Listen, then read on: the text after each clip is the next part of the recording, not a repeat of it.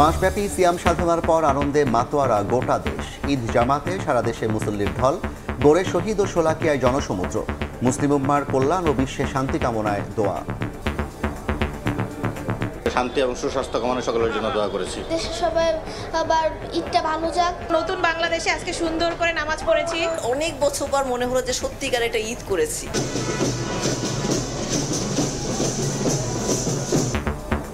ঈদ উপলক্ষে রাজধানীতে উৎসব আয়োজন, ঐতিহ্যের আনন্দ মিছিলে নানা শ্রেণী পেশার মানুষের অংশগ্রহণ, মানিক মিয়া অ্যাভিনিউতে সাংস্কৃতিক পরিবেশনা।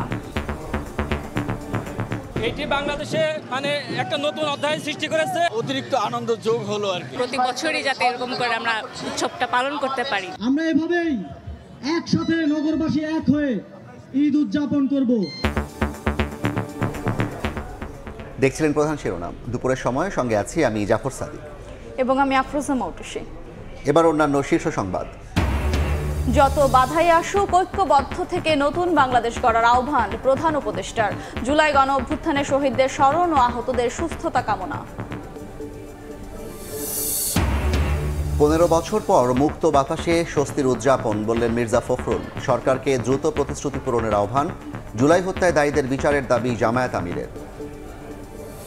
যন্ত্রণা, এটা ঈদ হইতে পারে না। আমার সন্তান নাই, আমি কি আমার কি ঈদ বলতে কিছুই নাই।